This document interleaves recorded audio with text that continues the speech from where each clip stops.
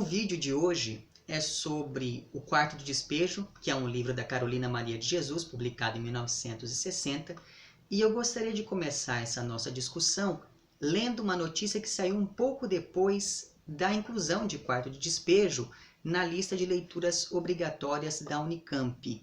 Essa notícia aqui saiu então no dia 21 de abril de 2017, eu vou deixar certinho uma imagem do site aqui para que você veja. E daí é dito o seguinte: professor diz que obra de Carolina Maria de Jesus não é literatura e provoca embate no Rio de Janeiro. Então veja que já nesse título nós temos essa imagem do professor evocando essa ideia de uma figura de autoridade, né? E isso já diz bastante sobre o que virá daí para frente. E daí a notícia prossegue assim: em homenagem à escritora Carolina Maria de Jesus, tida como uma das maiores referências da literatura negra e periférica, professor disse que ela não faz literatura. Sua obra, Quarto de Despejo, é leitura obrigatória para o vestibular da Unicamp. Aí começa de fato a notícia. A Academia Carioca de Letras promoveu na última segunda-feira, dia 17, uma homenagem a Carolina Maria de Jesus, ex-catadora, moradora de favela que na década de 60 ficou conhecida mundialmente ao lançar o livro Quarto de Despejo.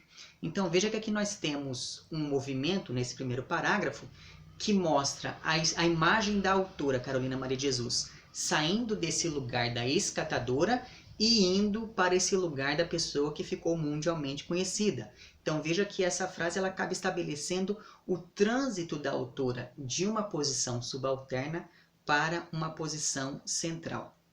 Mas enfim, aí a notícia continua.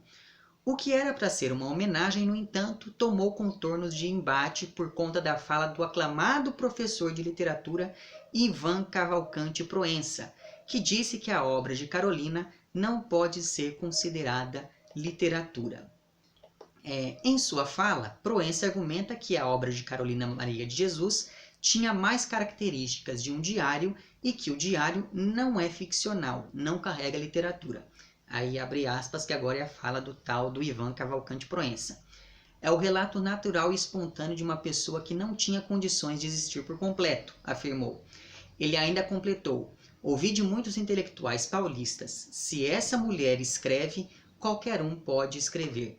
Então veja que aqui nós temos dois dados interessantes. O primeiro deles diz respeito ao diário, né? Que ele diz aqui que o diário não pode ser considerado literatura.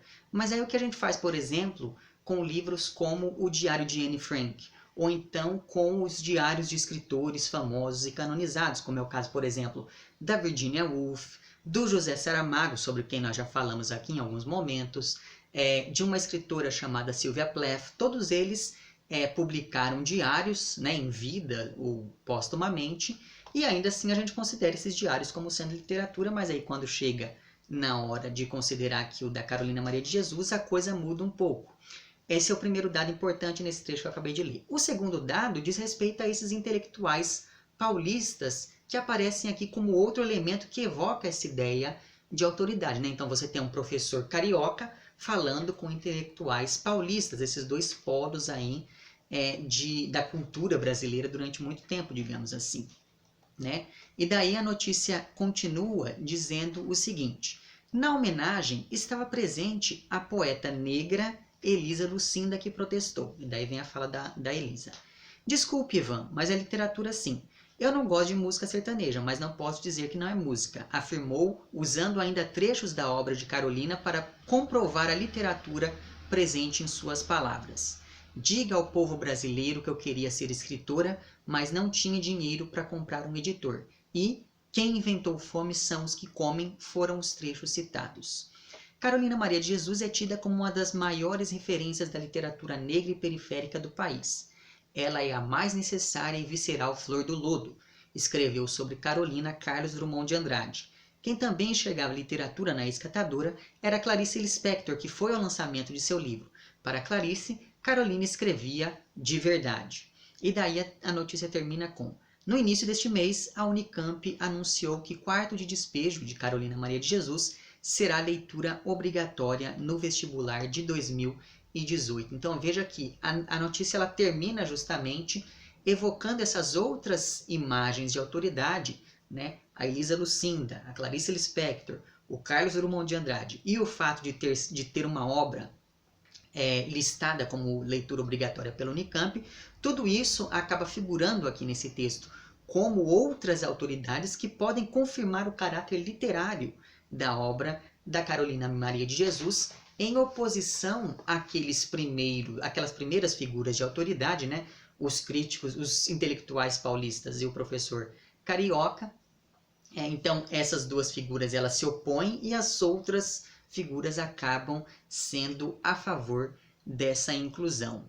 E se eu começo essa minha fala com essa leitura, é para mostrar que, para definir o que é literatura, nós geralmente passamos por critérios que nem sempre estão relacionados propriamente com o texto em si. Existe todo um critério de valores em jogo nesse movimento de expandir os campos artísticos, que é uma discussão que nós temos aqui há algum tempo, e isso porque nem todo mundo pode produzir e nem todo mundo pode consumir arte, e no nosso caso aqui, literatura. Então, como o subtítulo do livro da Carolina Maria de Jesus sugere, trata-se de fato de um diário que contém características autobiográficas, porque o nome do livro é Quarto de Despejo, Diário de uma Favelada. E o gênero diário é visto por alguns, como por exemplo por esse professor Ivan Cavalcante Filho, como um gênero menor, justamente porque ele se coloca na fronteira entre a biografia e a ficção. Então, teoricamente, o leitor se coloca em uma posição muito específica diante de um diário. Ele quer ler a narrativa do cotidiano articulada geralmente com um tom ali meio confessional. Porém, quando o leitor pega Quarto de Despejo, ele se depara com passagens como essas que eu vou ler agora, que eu fui selecionando ao longo deste meu contato com a obra. Então diz a Carolina: a noite está tépida, o céu já estava salpicado de estrelas. Eu, que sou exótica, gostaria de recortar um pedaço do céu para fazer um vestido. São Paulo, rainha que ostenta vaidosa a tua coroa de ouro, que são os arranha-céus, que veste veludo e seda e calça meias de algodão, que é a favela. Eu classifico São Paulo assim: o palácio é a sala de visitas, a prefeitura é a sala de jantar e a cidade é o jardim. A favela é o quintal onde jogam os lixos. Cheguei ao inferno. Devo incluir-me, porque eu também sou da favela. Sou rebotalho. Estou no quarto de despejo e o que está no quarto de despejo ou queima-se ou joga no lixo. Quando estou na cidade, tenho a impressão de que estou na sala de visitas, com seus lustres de cristais, tapetes de veludos, almofadas de cetim. E quando estou na favela, tenho a impressão de que sou um objeto fora de uso, digno de estar num quarto de despejo. Nós, os pobres, somos trastes velhos. Então veja que em alguns desses trechos que eu fui lendo para vocês, já se explica o título do livro, né? Porque essa ideia do quarto de despejo como sendo esse lugar daquilo que não tem lugar, daquilo que deve permanecer escondido, daquilo que, de certa maneira, perdeu a utilidade, daquilo que não presta. A favela aqui também é chamada em alguns momentos, pela Carolina Maria de Jesus, de úlcera da cidade, e é vista como esse lugar por onde circulam pessoas que são vistas como objetos fora de uso, como ela diz aqui em um determinado momento. Por isso, existe uma série de antíteses e de oposições, digamos, entre a favela e o centro, que são vistos então como elementos opostos. Mas, voltando a essa ideia do diário como um gênero literário mesmo, como um gênero textual, enfim, o diário é um gênero que diz respeito à intimidade e ao ambiente doméstico. Por isso, historicamente, o diário foi sempre sendo associado ao feminino. E sendo a sociedade machista e patriarcal, tudo aquilo que se associa à mulher é visto como algo menor. Então veja que me parece que quando existem figuras que dizem que o diário não é literatura, eles estão se referindo a características textuais? Sim, estão. Mas eles também acabam, de certa maneira, trazendo essa outra discussão sobre a quem o gênero diário foi sendo associado historicamente ao longo de seu desenvolvimento enquanto gênero textual. E isso é algo muito interessante para que a gente pense mesmo nesse movimento de expandir o campo da literatura, de colocar a literatura na fronteira com outros discursos literários, que são discussões que nós já tivemos aqui antes. Mas enfim, o Diário da Carolina, apesar de toda essa questão intimista, ele tem, como fica claro pelos trechos que eu li aqui, várias críticas sociais e políticas, e com isso ele acaba extrapolando o caráter da narrativa íntima e retrata, do ponto de vista marginalizado, porque a Carolina Maria de Jesus era uma mulher negra, favelada, catadora, mãe solteira e semi-analfabeta. Então, é desse ponto de vista marginalizado que o diário acaba retratando um período histórico importante para o Brasil.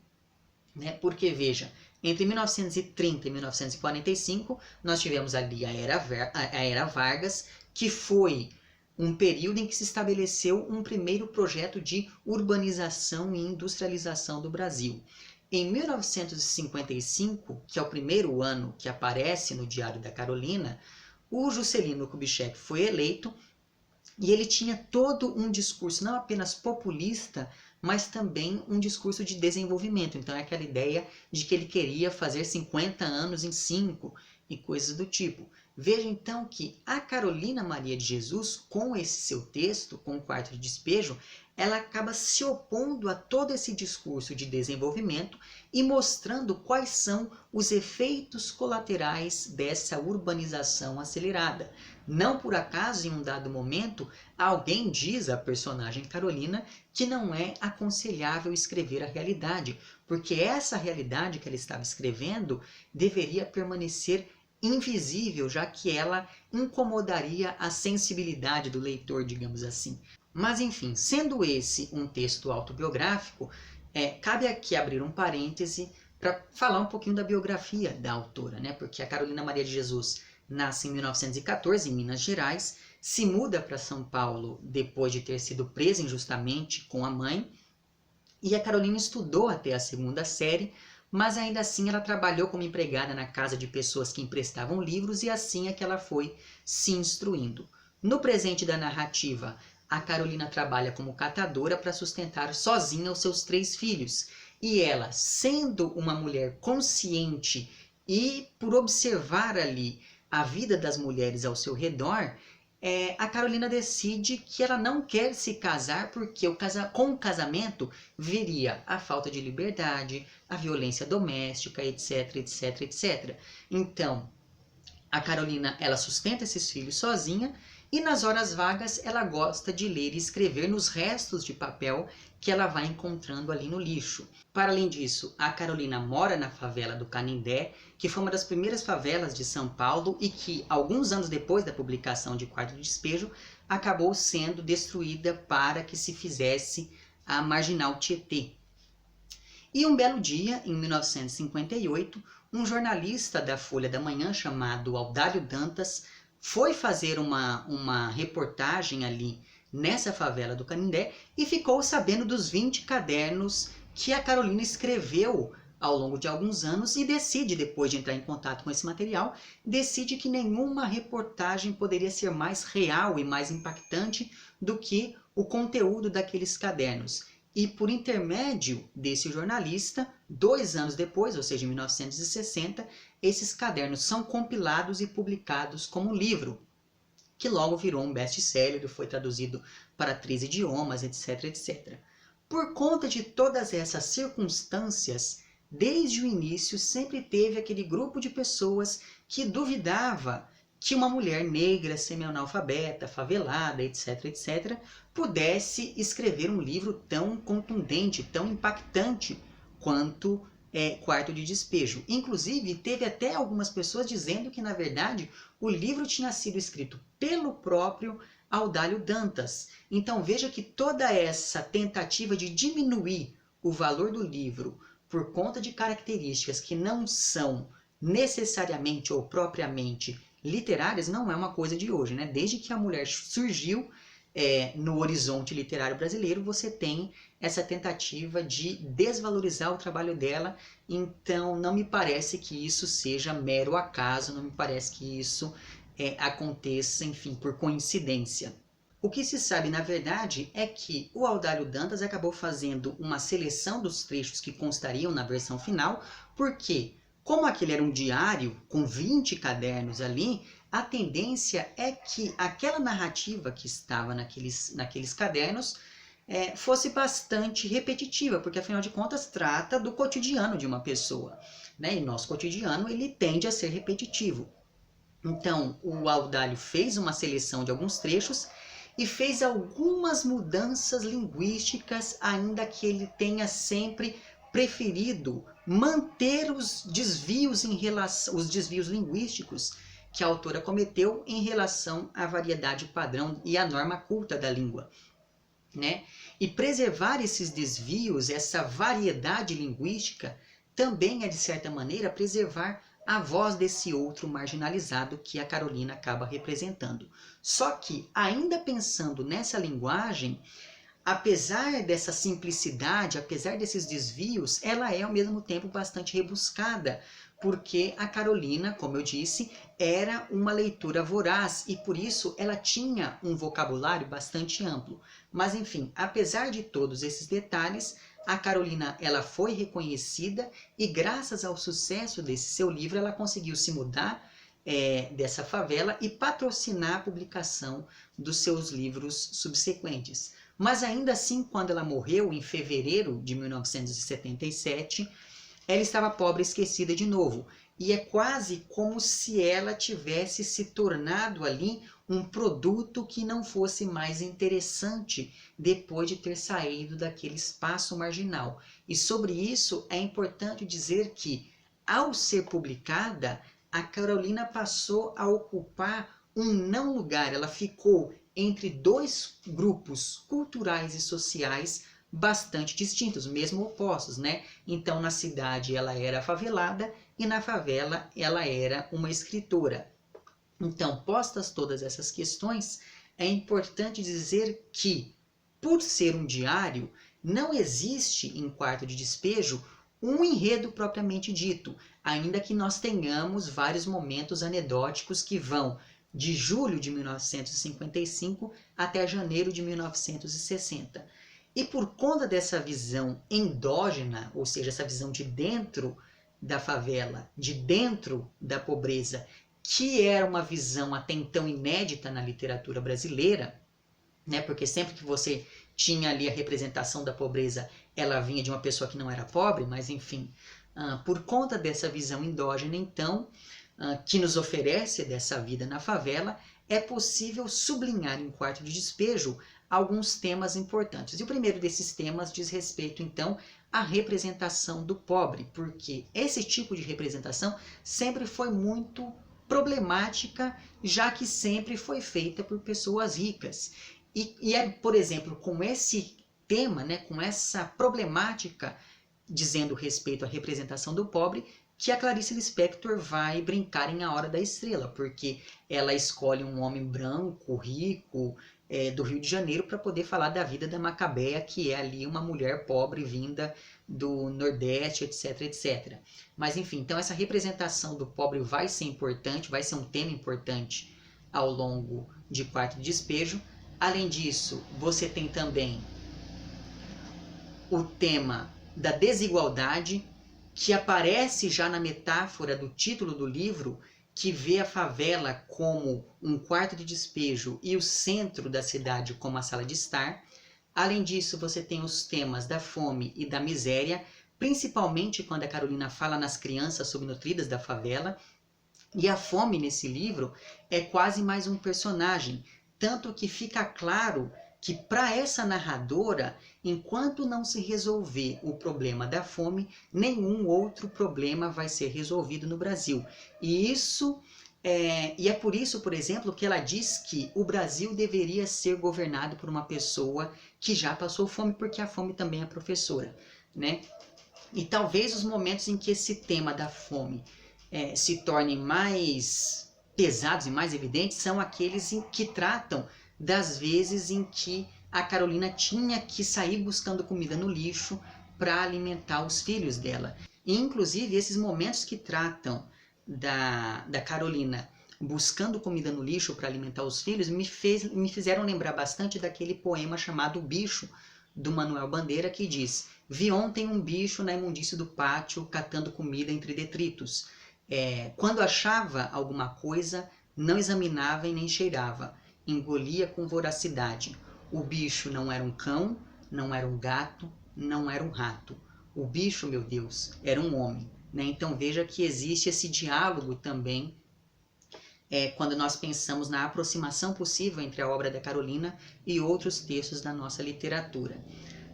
Além disso, outro tema que vai aparecer com certa recorrência neste livro é o tema da violência que se dá de maneira horizontal. Então, é o homem que bate na mulher, são as vizinhas que não aceitam a narradora por ela ser uma mulher mais independente e não precisar de marido, são essas mesmas vizinhas que batem nos filhos da narradora, chegando inclusive em um determinado momento a jogar fezes em uma dessas crianças.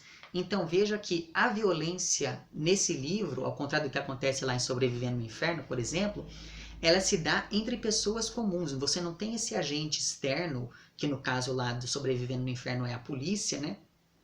Você não tem esse agente externo estabelecendo essa lógica da violência aqui, não. As próprias pessoas mantêm essa mesma lógica nesse seio comunitário, digamos assim, que é a favela do Canindé.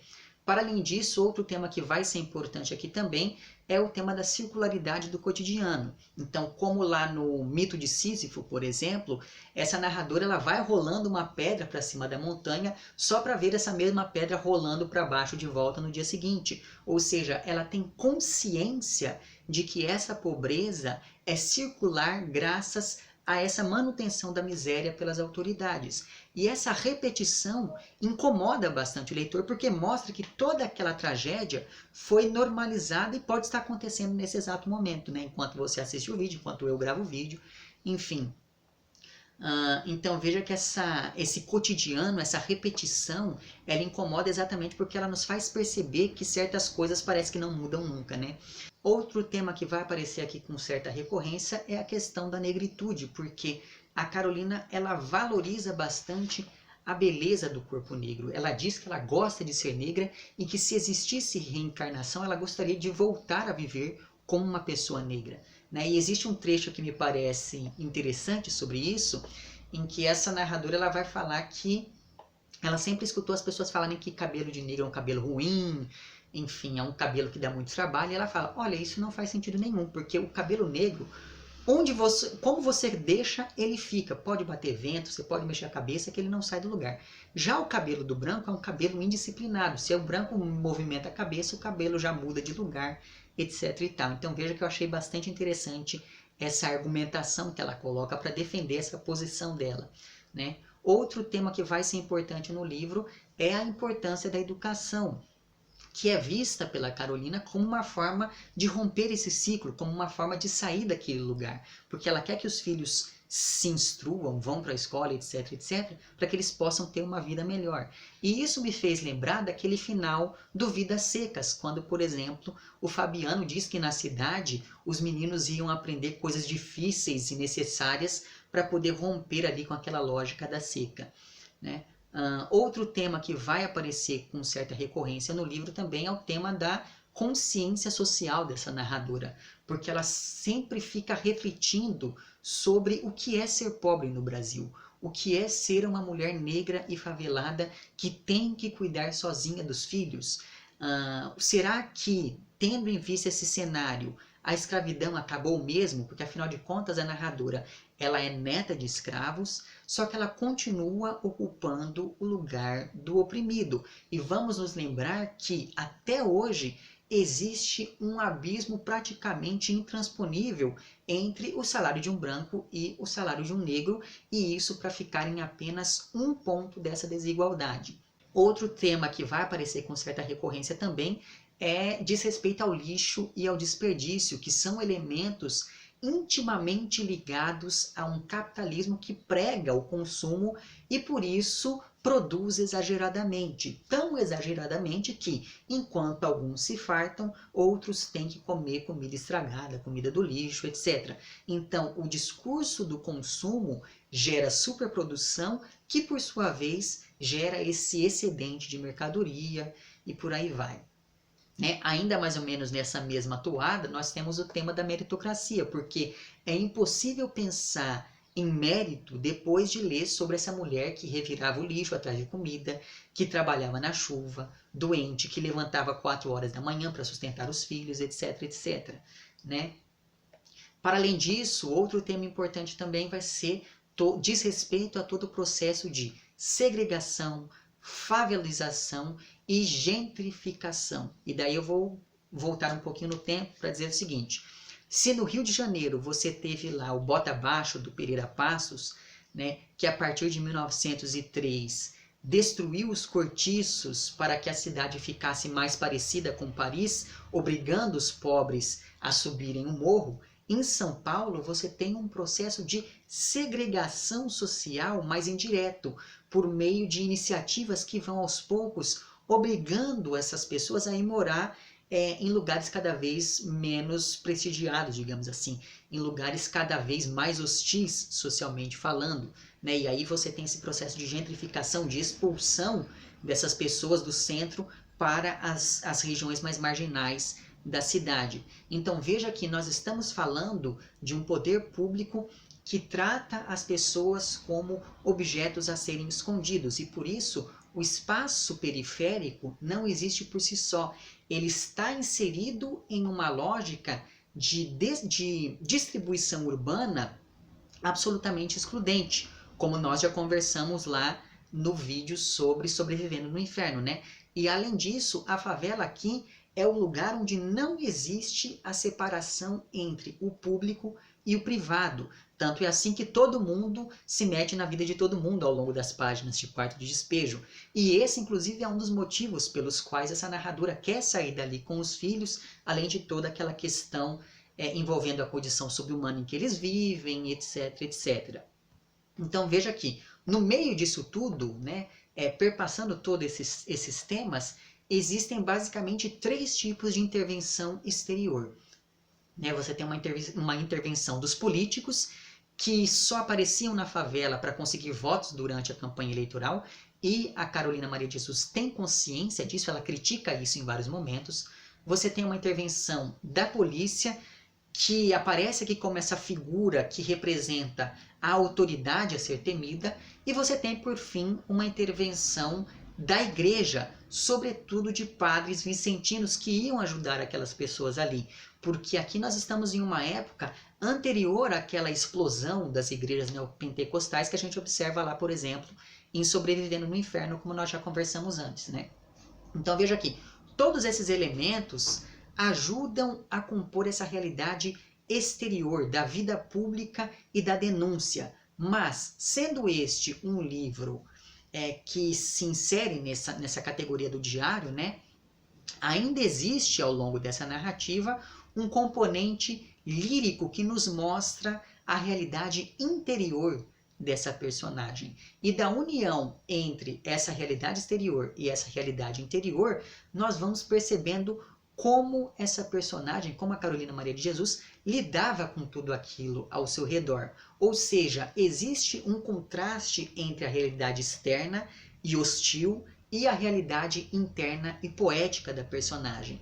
E como essas realidades são percebidas pela personagem barra narradora barra autora, é por meio da perspectiva dela que esses espaços vão ganhando características líricas, subjetivas, dramáticas, graças, sobretudo, ao uso da ironia, do paradoxo, de metáforas e por aí vai. Graças a esse discurso que ora é direto e ora é indireto, o que demonstra que, assim como a personagem recicla lixo, a autora recicla e ressignifica a própria linguagem. E temos então aqui, pensando em todas essas questões, o diário como esse não lugar, como essa utopia que desloca a narradora daquela realidade. E nesse diário, então, vão se articular as vozes da autora, que quer escrever aquele espaço, da narradora, que quer contar aquele espaço, e da personagem que tem que sobreviver naquele espaço. Enfim, é isso. Fica então a sugestão de leitura. Caso você tenha interesse, eu vou deixar lá embaixo o link para onde você pode comprar o livro, aquela coisa toda. Vemo-nos então em um próximo vídeo e um amplexo.